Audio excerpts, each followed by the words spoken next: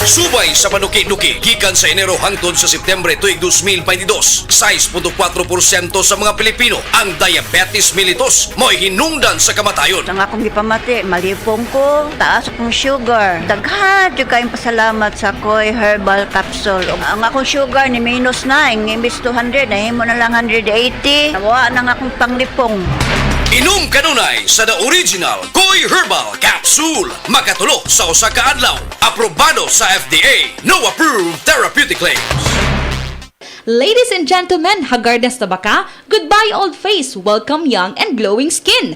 Ang Moringa Joy Capsule ay dato sa ginatawag nga vitamins A, C ug E. Mao kini ang bitamina nga taas sa antioxidant. Makatabang kini og produce sa collagen ug rich niini sa mga anti-aging properties. Is an excellent source of oleic acid ug amino acids nga magapamoisturize sa imong panit, na vitamin C ug beta-carotene ug nagapasinaw sa mga dark spots ug hyperpigmentation. Tag 8 pesos lang. Moringa Joy, your happy capsule. Ang mahugaw nga colon na makadaot sa lawas. Dakong mahinabo nga mahilo ka og sa kadangatan mag-develop ini sa colon cancer kung ato pasagdan ang large intestine. Ang hugaw nga colon ang pinakauna nga silent killer. Ang kamatayon magsugod sa colon. Mag-inom sang Super Fiber, the fast-acting colon cleansing product approved by the FDA Philippines. Ug para sa mas maayo nga resulta ubanon sa pag-inom ang Life Extension Vitamin D3 kag Super Fiber para sa himsog kag maayong digestion. Mag-inom kada adlaw sang Super Fiber. Mapalit sa mga butika.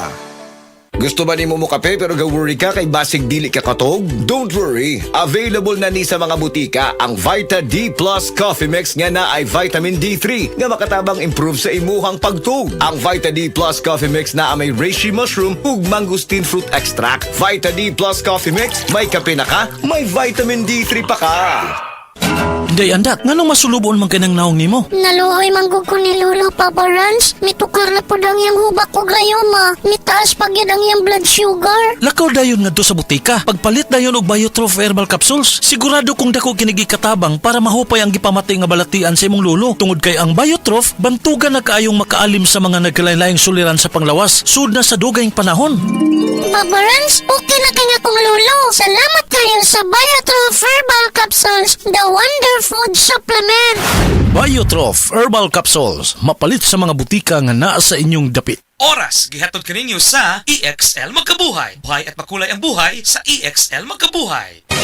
Mga kapanyawan, zero si Jane kalip na kaangkon og balatian, nakaihi og dugo tungod sa UTI. Di gamit og SED Kugon Herbal Capsule. Pag pangihi na ko, dugo na jud akong giihi. Anak si partner na ko nga kugo ng inom niya. Inom lang ko og una, duha ka buok, gisundan ako og isa. Tulo pa lang ka buok akong nainom, na alibyo. Ano ko mangihi og dugo. The best jud ang kugon para sa naay sakit sa UTI. ODI si Rosie Jane Calip, 33 years old, Turil, Davao City. Basta UTI ang problema, pag SED Kugon Herbal Capsule na. Kini si Max Urban.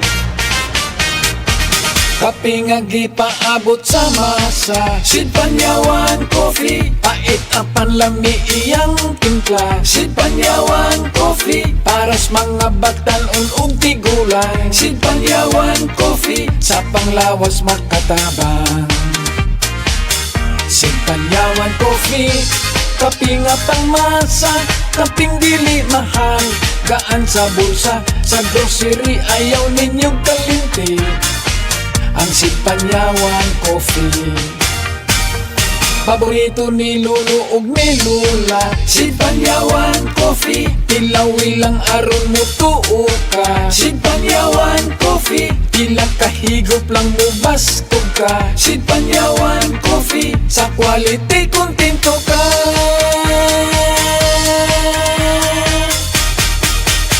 Produkto sa Sid Marketing Incorporated. Pag kayo'y nabasagan, madaling remedyohan. Pagkatapos dikitan, Parang bago na naman. Pioneer Epoxy, pandikit ng kristal, kahoy at bakal, pang-repair ng radiator, Tambucho, refrigerator, martilyo, kutsilyo, gripo, araro, gero, aparador, pampatibay ng bangka, kisame, etc. Pioneer Epoxy, Pioneer Epoxy, paborito ng bayan. Sa mga workaholic, epektibo ang atong Paragis Bila-Bila Herbal Coffee. Sama na lang ni Roland De La Cruz, nga taga Mati, Davao. Roland De La Cruz, sa Purok Isla, Barangay Central, Purok President.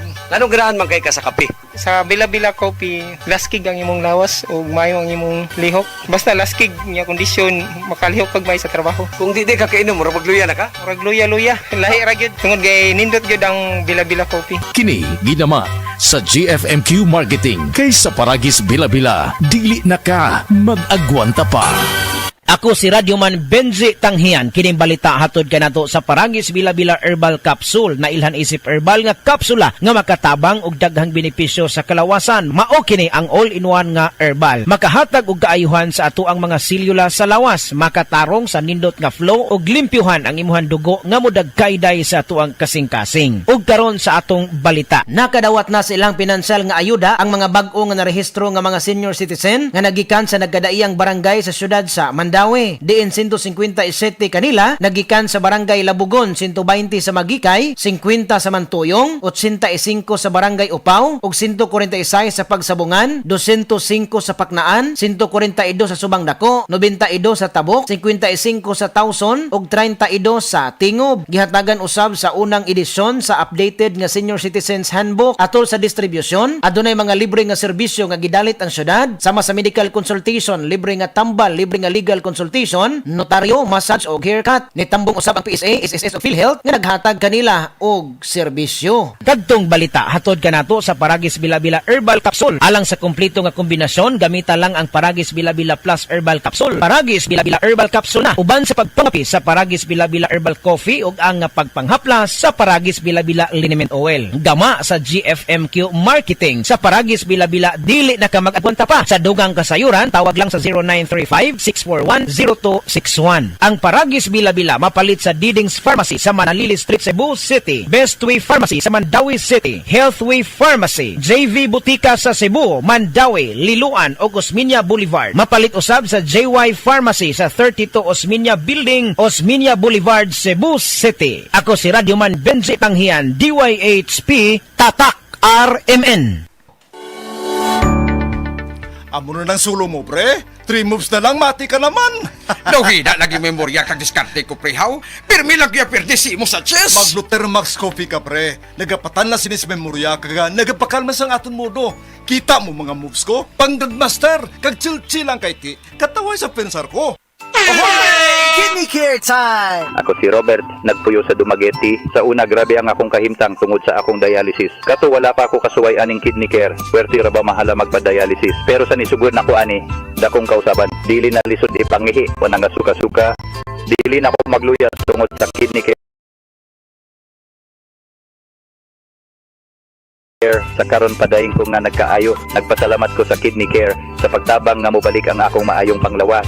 Mabibili ang Kidney Care sa Mercury at sa mga malapit na suking butika. Mahalagang paalala, ang Kidney Care ay hindi gamot at hindi dapat gamitin panggamot sa anumang uri ng sakit. Hala, naa si Coco Martin! Di manggod na si Coco ma, si Bebot Abellanosa manggod na. Oh, si Bebot na ang founder o tag-iya sa ACT? Oo ma, pasalamat kid ni Bebot kay gihatagan ni og tag 100,000 nga ACT Founder Scholarships alang sa tanang college courses sa ACT.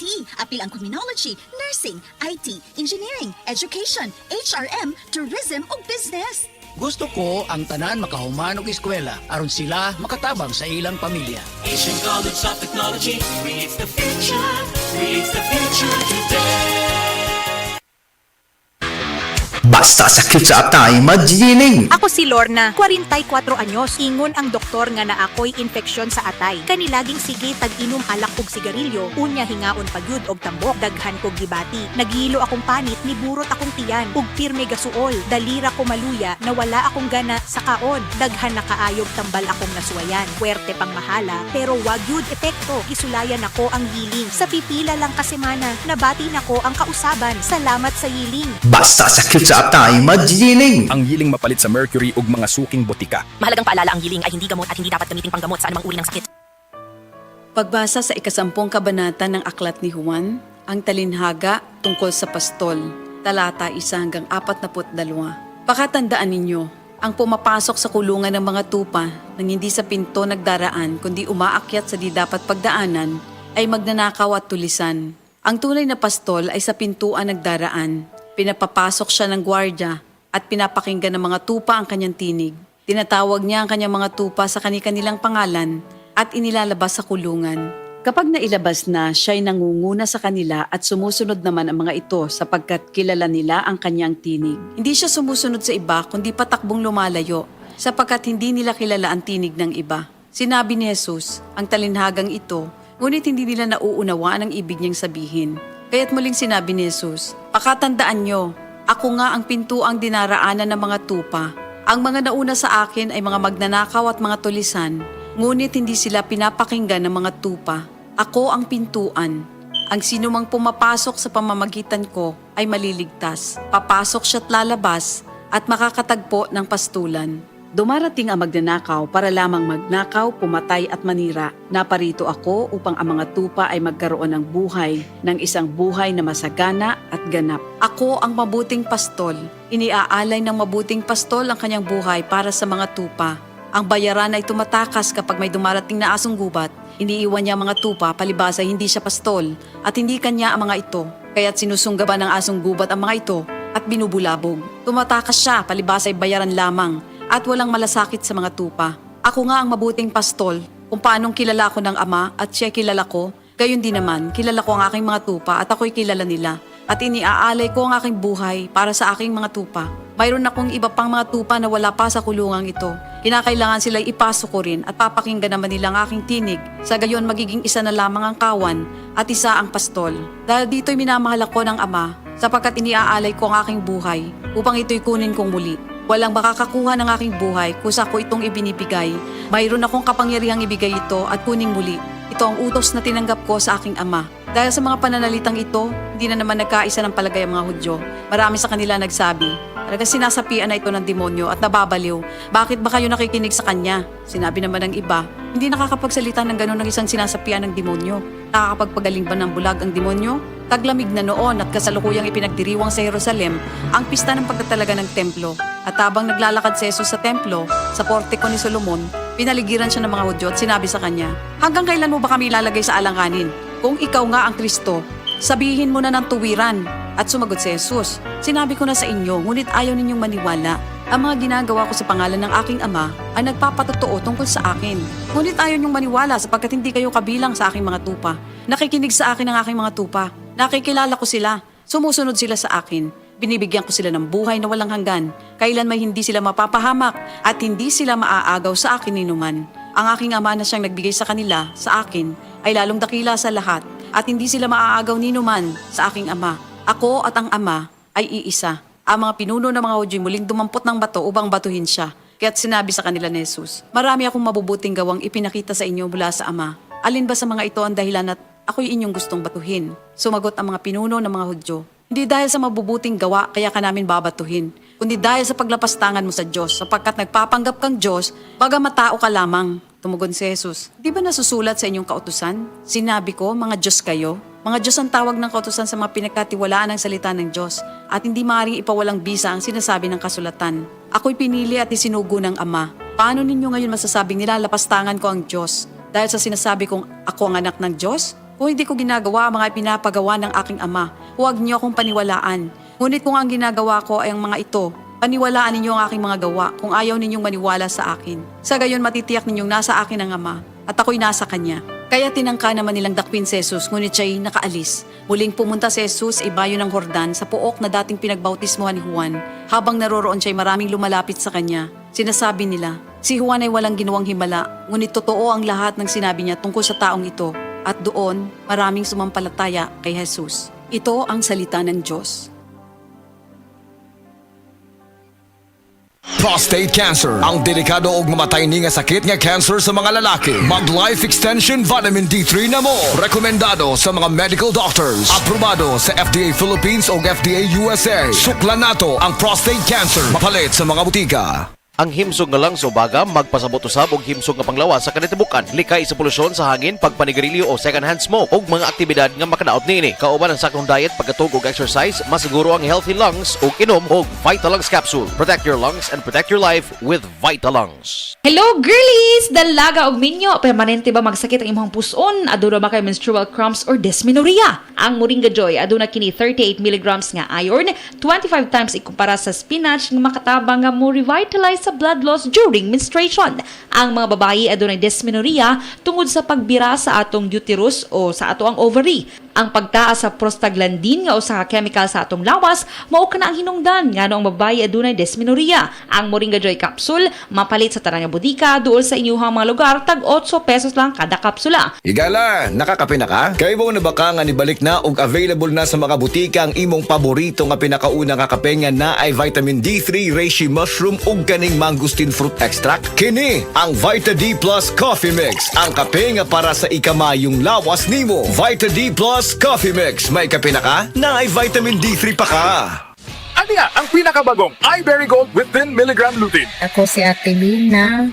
Hanap kayo akong pananaw. Karon nga nakainom na ko sa iBerry Gold. Arang-arang na gyud makakita na ko og maklaro na ko ang mga litra. Pwede ra ko makabasa na ko og walay eyeglass. Salamat sa iBerry Gold. Bisan tiguang na ko natabangan ko sa akong pananaw. Basta lutein, mag iBerry Gold with 10 mg lutein. Mas barato ug mas daghan ang lutein. Available in Mercury and other leading drugstores. Mahalagang paalala, ang iBerry Gold ay hindi gamot at hindi dapat gamitin panggamot sa anumang uri ng sakit. Kidney care time! Wala na ko mag-dialysis. Miundang ko. Gipatumar akong asawa ining kidney care. Naayo man ang akong kuhan. Lawas, balik bang pag-kondisyon. Kini ng kidney care agam og gigamit para sa ijak kidney. Tapos, waya na hangtod ko man, duha ka tuig na kapin, waya na siya mag-dialysis. Mabibili ang Kidney Care sa Mercury at sa mga malapit na suking butika. Mahalagang paalala, ang Kidney Care ay hindi gamot at hindi dapat gamitin panggamot sa anumang uri ng sakit. Basta sakit sa atay, magdiling. Ako si Marisa, 45 anyos. Hilig kaayo ko mukaon og tambok og moinom og bino. Apan sa dugay nga panahon, nabantayan ako nga nagilo na akong mga mata. Dalira kaayo ko maluya ug magsige og sakit akong tiyan. Usahay musuka pagani ko og dugo. Ana akong higala nga sulayan nako ang yiling. Paglabay lang sa pipila ka semana, nabatin ako ang kausaban. Salamat sa yiling. Wala gyud ko nagdahom nga makatabang kini nako. Basta sakit sa atay, magdiling. Ang yiling mapalit sa Mercury ug mga suking botika. Mahalagang paalala, ang yiling ay hindi gamot at hindi dapat gamitin panggamot sa anumang uri ng sakit.